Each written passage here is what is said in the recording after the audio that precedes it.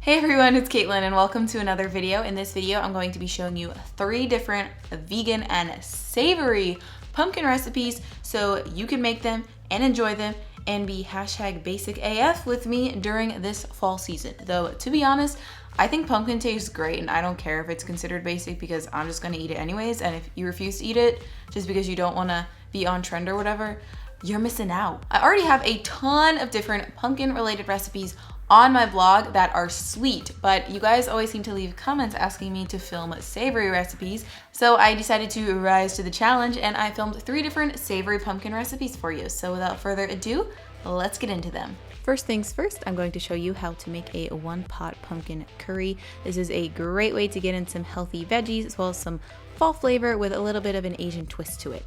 So we're going to start out by adding some red onion and vegetable broth to a pot, and I would recommend using a non-stick pot or you are going to need some oil, but we're basically going to cook the red onion down and caramelize it.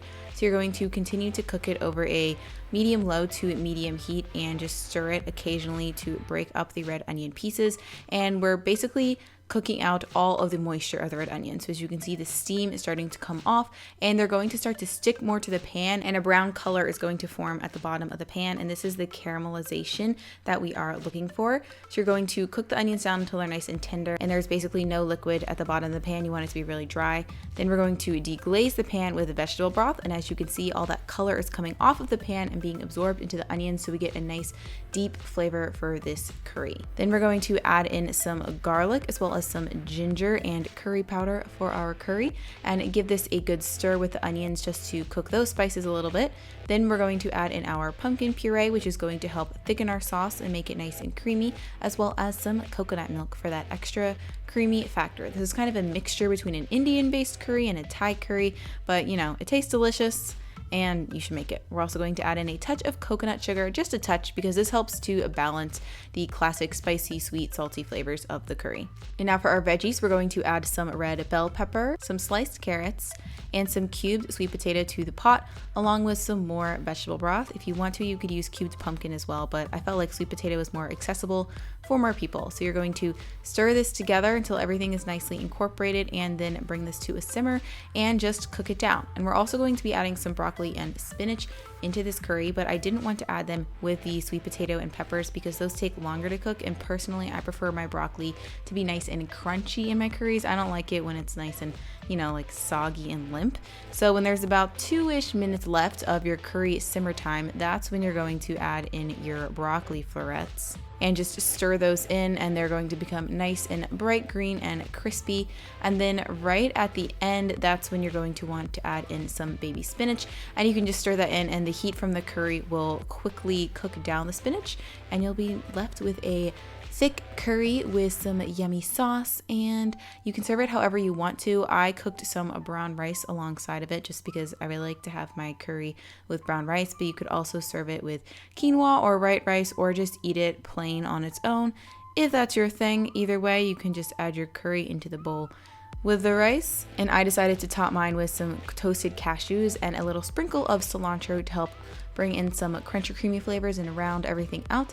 And that is it. This is also a great recipe for meal prep. You can even make a big batch of this and freeze it ahead of time. Either way, it's really yummy and hearty and warming and very delicious. Next, I'm going to show you guys how to make a 1-pot pumpkin pasta. It's creamy, dreamy, and full of fall flavor. So the first thing you're going to do is add some water or vegetable broth into a pot along with some garlic, some shallots, and a little pinch of nutmeg. Then you're going to saute this mixture until it becomes translucent.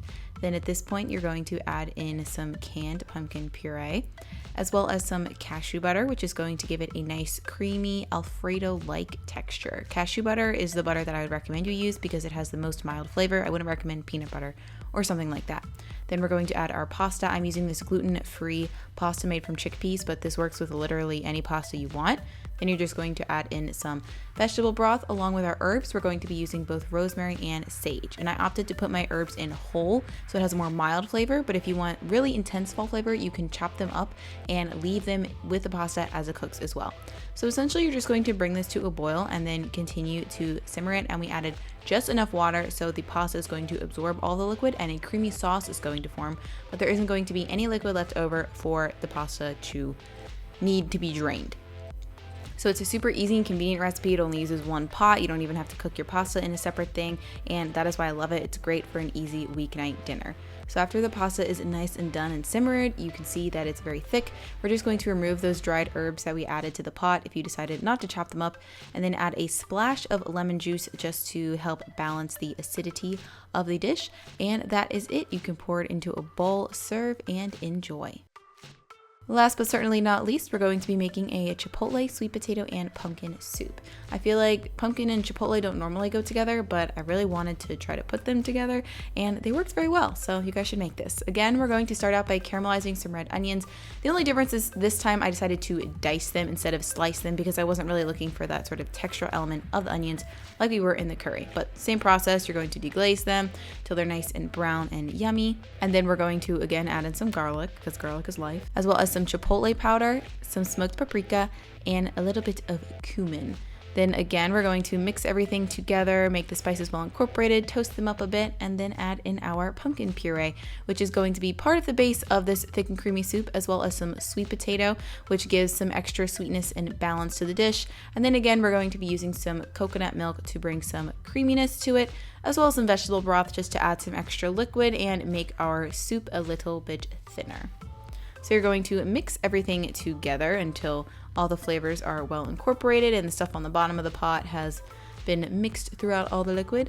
And then again, we're just going to bring this liquid to a simmer and simmer it until the sweet potato cubes are tender. Now I did design the soup to be a pureed soup, not a chunky soup, so you don't have to be exact when you cut your cubes and your onions and whatever, because it all is being blended together eventually. Speaking of blending, once it was finished, I just popped everything in my blender and then returned it back to the pot just to show you guys what the finished product looks like. It's very thick and creamy, which is exactly how I like my smooth soups. I don't like them when they're too runny, but if you do like it runnier, you could thin it out with a bit of vegetable broth. You could also use an immersion blender as well if you have one. Then in terms of serving, I decided to get a little fancy and I put a spoonful of coconut milk on top of the soup and then just swirled it into the soup to get that pretty swirly effect. And then I do like to always have some sort of crunchy component with my soup, so I topped mine with some gluten-free croutons that I made, but you could also use pumpkin seeds or another crunchy nut or seed just to give some textural contrast to the soup. Either way, the soup is nice and thick and creamy and hearty, and it's perfect to warm you up on a chilly day.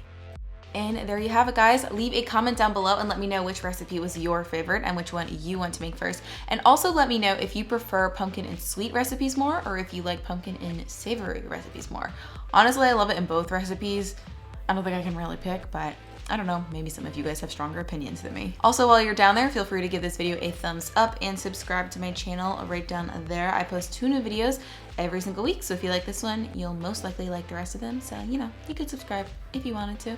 But I think that is it for now. Thank you all so much for watching. I really appreciate it, and I hope you have an awesome rest of your day. Whatever time of day it is for you, I will see you in the next video. Bye!